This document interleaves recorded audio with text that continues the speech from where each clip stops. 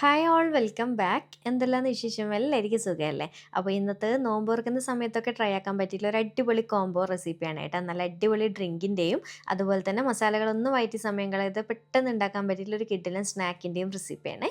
അപ്പോൾ നമുക്ക് പെട്ടെന്ന് തന്നെ വീഡിയോയിലേക്ക് പോകാലോ. വീഡിയോയിലേക്ക് പോകുന്നതിന് മുന്നേയായിട്ട് നിങ്ങൾക്ക് ഈ ചാനൽ ഇഷ്ടപ്പെടുന്നുണ്ട് എന്നുണ്ടെങ്കിൽ പ്ലീസ് ഒന്ന് സബ്സ്ക്രൈബ് ചെയ്ത് സപ്പോർട്ട് ചെയ്യണേ.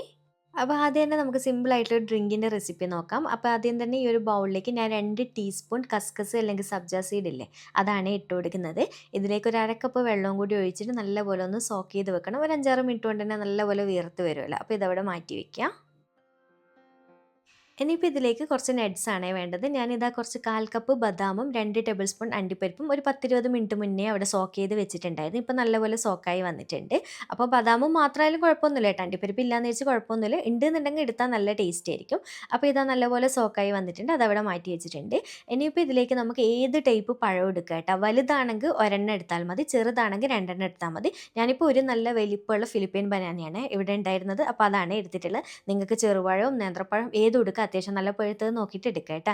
ഇനിയിപ്പം പെട്ടെന്ന് തന്നെ ഡ്രിങ്ക് റെഡിയാക്കി തുടങ്ങാം. ആദ്യം തന്നെ നമ്മുടെ പഴം ഇതുപോലെ ഇട്ട് കൊടുക്കുന്നുണ്ട്. പിന്നെ നമ്മൾ സോക്ക് ചെയ്ത് വെച്ചിട്ടുള്ള നട്ട്സ് ഇല്ലേ, അത് ആ ഒരു വെള്ളത്തോട് കൂടി തന്നെ ഒഴിച്ചു കൊടുക്കുക കേട്ടോ.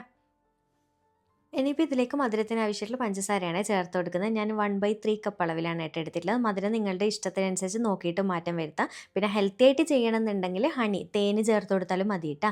ഇനിയിപ്പോൾ ഇതിലേക്ക് നമുക്ക് 1/2 ലിറ്റർ പാലാണ് വേണ്ടത്. നല്ല തണുത്ത പാല് നോക്കിയിട്ട് എടുക്കാം. ഞാൻ കാച്ചിയിട്ട് ഫ്രിഡ്ജിൽ വെച്ച് നന്നായിട്ട് തണുപ്പിച്ചെടുത്തിട്ടുള്ള പാലാണ് ഒഴിച്ചു കൊടുത്തിട്ടുണ്ടായത്.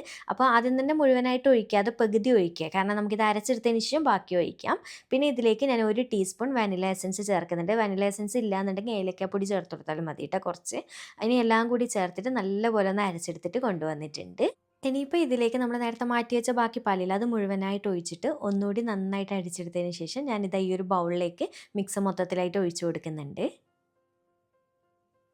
ഇനിയിപ്പോൾ നമുക്കിതിലേക്ക് കുറച്ച് ഐറ്റംസും കൂടി ചേർക്കാനുണ്ട്. ആദ്യം തന്നെ സോക്ക് ചെയ്ത് വെച്ചിട്ടുള്ള കസ്കസ് മൊത്തത്തിലായിട്ട് ഇട്ട് കൊടുക്കുന്നുണ്ട്. പിന്നെ ഒരു 1/4 കപ്പ് ആപ്പിൾ ചെറുതായിട്ട് കട്ട് ചെയ്തിട്ടാണ് ചേർക്കുന്നത്. ഇങ്ങനെ തന്നെ ചേർത്ത് കൊടുക്കാൻ നോക്കുക. പിന്നെ ഒരു 1/4 കപ്പ് ക്യാരറ്റും കൂടി ഗ്രേറ്റ് ചെയ്തിട്ട് ചേർക്കുന്നുണ്ട്. നല്ല ടേസ്റ്റ് ആയിട്ട് ഈ ഒരു ഡ്രിങ്കിൽ ക്യാരറ്റും കൂടി ഉണ്ടെങ്കിൽ. പിന്നെ നിങ്ങൾക്ക് ഇഷ്ടമുള്ള നട്ട്സ് കയ്യിലുള്ളത് ചേർക്കാം. അതിന് അളവൊന്നുമില്ല കേട്ടോ, നിങ്ങളുടെ ടേസ്റ്റിനനുസരിച്ച് ചേർക്കാം.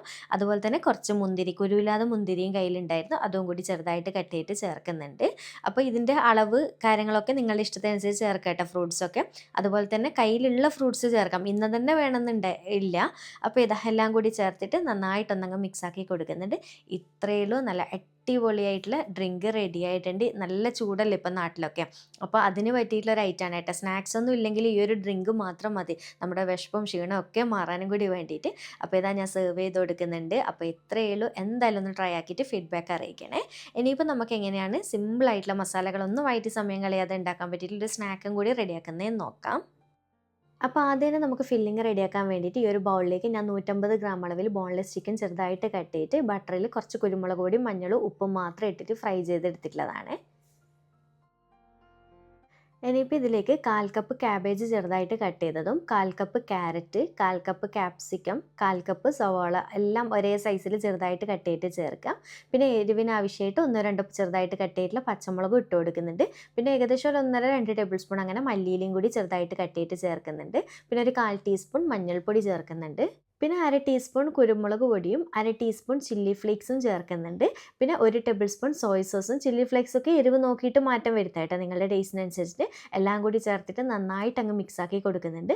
പിന്നെ അത്യാവശ്യം നല്ല തിക്കായിട്ട് അടിച്ചിട്ടുള്ള മയോണൈസാണ് വേണ്ടത്. അത് കുറച്ച് കുറച്ചായിട്ട് ചേർത്ത് കൊടുക്കുക കേട്ടോ. ആദ്യം 1 ടേബിൾ സ്പൂൺ നിറച്ച് വലിയൊരു സ്പൂണിൽ ചേർത്തിട്ട് നന്നായിട്ട് അങ്ങ് മിക്സാക്കി കൊടുക്കുക. എന്നിട്ട് നോക്കി നോക്കി ചേർത്ത് കൊടുത്താൽ മതി, എല്ലാ സൈഡിലേക്കും എത്തുന്ന രീതിയിൽ. അപ്പോൾ ഇതുപോലെ നന്നായിട്ട് മിക്സ് ആക്കിയതിന് ശേഷം ഒരു മീഡിയം വലുപ്പമുള്ള 2 ഉരുളക്കിഴങ്ങ് കുറച്ച് വെള്ളത്തിൽ ഉപ്പ് മാത്രം ഇട്ടിട്ട് നന്നായിട്ട് വേവിച്ചെടുത്തതിന് ശേഷം ഉടച്ചെടുത്തിട്ടുള്ള ഉരുളക്കിഴങ്ങാണ് ഇത്. അത് മൊത്തത്തിലായിട്ട് ചേർത്ത് കൊടുത്തിട്ട് എല്ലാം കൂടി കൈ കൊണ്ട് നന്നായിട്ടൊന്ന് കുഴച്ച് കൊടുക്കുക കേട്ടോ. നമ്മുടെ എല്ലാ വെജീസും ഉരുളക്കിഴങ്ങും കൂടി നന്നായിട്ടൊന്ന് മിക്സായി കിട്ടണം.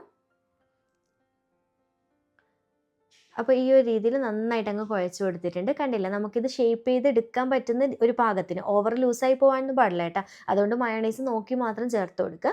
ഇത്രയേ ഉള്ളൂ, നമ്മുടെ ഫില്ലിങ് റെഡി ആയിട്ടുണ്ട്. ഇനിയിപ്പോൾ ചെറിയൊരു മുട്ടയുടെ മിക്സ് റെഡിയാക്കാൻ വേണ്ടിയിട്ട് ഈ ഒരു ബൗളിലേക്ക് ഒരു മുട്ട പൊട്ടിച്ച് വെച്ച് കൊടുത്തിട്ട് അതിലേക്ക് 2 ടേബിൾ സ്പൂൺ പാലും ഒരല്പം ഉപ്പും കൂടി ചേർത്തിട്ട് നന്നായിട്ടൊന്ന് ബീറ്റ് ചെയ്തിട്ട് റെഡിയാക്കി വെക്കുക.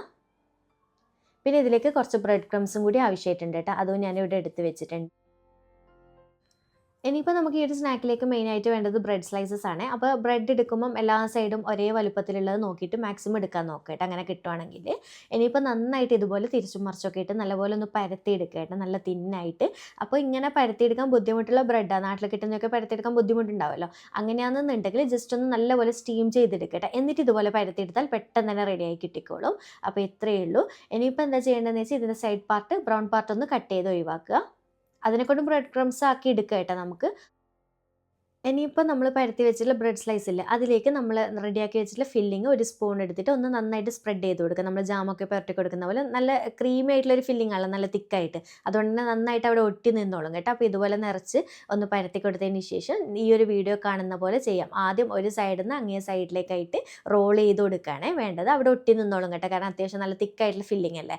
അപ്പോൾ ഇത്രയുള്ള നല്ല ഭംഗിയില്ലേ കാണാൻ വേണ്ടിയിട്ട്. അങ്ങനെ ഇതാ മൊത്തത്തിൽ ഞാൻ ചെയ്തെടുത്തിട്ടുണ്ട്. ഇനിയിപ്പോൾ കാര്യമായിട്ട് പരിപാടിയൊന്നുമില്ല. നമ്മൾ റെഡിയാക്കി വെച്ചിട്ടുള്ള മുട്ടയുടെ മിക്സ് ഇല്ലേ, അതിലേക്ക് നന്നായിട്ട് ഡിപ്പ് ചെയ്തെടുക്കുക, ബ്രെഡ് ക്രംസിൽ കോട്ട് ചെയ്തെടുക്കുക. ഇത്രയേ പരിപാടിയുള്ളൂ. അങ്ങനെ ഇതാ മൊത്തത്തിൽ ഞാൻ ചെയ്തെടുത്തിട്ടുണ്ട്.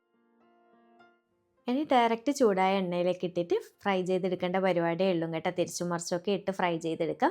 ഒരുപാട് ഫ്ലെയിം കുറച്ച് വെക്കരുത്, നല്ല കൂട്ടി വെച്ചിട്ട് തന്നെ ഫ്രൈ ചെയ്തെടുത്തോ. കാരണം ഒരുപാട് കുക്കാവാനൊന്നും ഇല്ലല്ലോ, ഒരു മീഡിയം ടു ഹൈ ഫ്ലെയിമിൻ്റെ ഇടയിലായിട്ട് ഇട്ടിട്ട് ഫ്രൈ ചെയ്തെടുത്താൽ മാത്രം മതി. അങ്ങനെ ഇതാ തിരിച്ചും മറിച്ചൊക്കെ ഇട്ടിട്ട് ഈ ഒരു കളറാകുന്ന സമയത്ത് എണ്ണയിൽ നിന്ന് കോരിയെടുക്കാം. അടിപൊളി ടേസ്റ്റി ആയിട്ടുള്ള സ്നാക്കാണ് കേട്ടോ. എന്തായാലും ഒരു തവണയെങ്കിലും നിങ്ങൾ ട്രൈ ആക്കി നോക്കിയിട്ട് ഫീഡ്ബാക്ക് അറിയിക്കണം. കാരണം ഇതിൻ്റെ ഫില്ലിങ്ങിന് അത്രയും പ്രത്യേകത ഉണ്ട്, ഒരു ഭയങ്കര ടേസ്റ്റിലൊരു ഫില്ലിംഗ് ആണ്. അപ്പോൾ വീഡിയോ ഇഷ്ടമാവും തന്നെ വിചാരിക്കുന്നുണ്ട്. ഇഷ്ടമാണെങ്കിൽ ലൈക്ക് ചെയ്യാനും ചാനൽ സബ്സ്ക്രൈബ് ചെയ്യാനും മാക്സിമം ഒന്ന് ഷെയർ ചെയ്ത് കൊടുക്കാനും മറക്കല്ലേ. അപ്പോൾ ഈ ഒരു സ്നാക്കും ഡ്രിങ്കൊക്കെ ഇഫ്താർ പാർട്ടിയോ കാര്യങ്ങളൊക്കെ ഉണ്ട് എന്നുണ്ടെങ്കിൽ മസ്റ്റ് ട്രൈ ആയിട്ടാണ് കേട്ടോ. അപ്പോൾ വീണ്ടും ഒരു അടിപൊളി വീഡിയോ ആയിട്ട് കാണാം. താങ്ക്